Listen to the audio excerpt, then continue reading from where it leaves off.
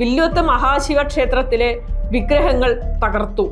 മലബാറിലും മലപ്പുറത്തും ഹൈന്ദവർ പ്രതിസന്ധിയിലാണെന്നും ക്ഷേത്രങ്ങൾ വ്യാപകമായി തകർക്കപ്പെടുന്നുവെന്നും പ്രചാരണം നടന്നു. വിഗ്രഹങ്ങൾ തകർത്ത വാർത്ത പുറത്തു വന്നതോടെ ഹിന്ദു ഐക്യവേദി, ബജ്രംഗദൾ പ്രവർത്തകർ പൂക്കോട്ടും പാടത്തെത്തി. BJP നിലമ്പൂർ മണ്ഡലം എന്ന ഫേസ്ബുക്ക് പേജിലും ഇത്തരം പോസ്റ്റുകളാണ് പ്രചരിച്ചത്.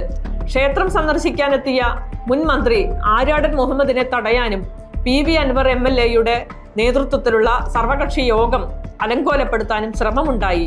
ക്ഷേത്ര പരിസരത്ത് യോഗം നടത്താനുള്ള തീരുമാനം ഇതിനെ തുടർന്ന് വ്യാപാര ഭവനിലേക്ക് മാറ്റി. തൊട്ടടുത്ത ദിവസം തന്നെ പ്രതി പിടിയിലായി.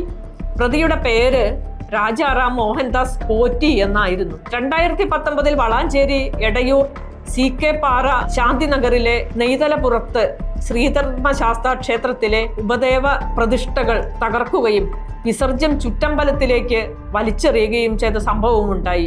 ഈ കേസിലെ പ്രതിയായത് കുരുത്തുകല്ലിൽ രാമകൃഷ്ണൻ എന്ന ആളായിരുന്നു. ആ വർഷം തന്നെ മഞ്ചേരി നറുകര ക്ഷേത്രത്തിന് സമീപം ബോംബ് കണ്ടെത്തി. സ്വാഭാവികമായും വലിയ കോലാഹലം നടന്നു.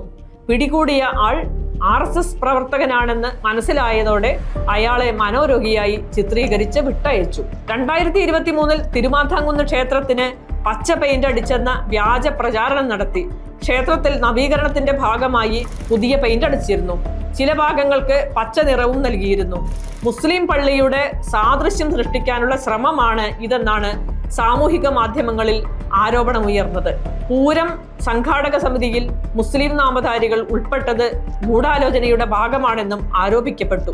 ക്ഷേത്രം പള്ളിയാക്കി മാറ്റാനുള്ള ശ്രമങ്ങളാണ് നടന്നതെന്നും ഹിന്ദുത്വ സംഘാടകർ ഇത് ചെറുത്തുവെന്നും RSS മുഖപത്രമായ ദി ഓർഗനൈസർ 2023 മാർച്ച് 22 റിപ്പോർട്ട് ചെയ്തു.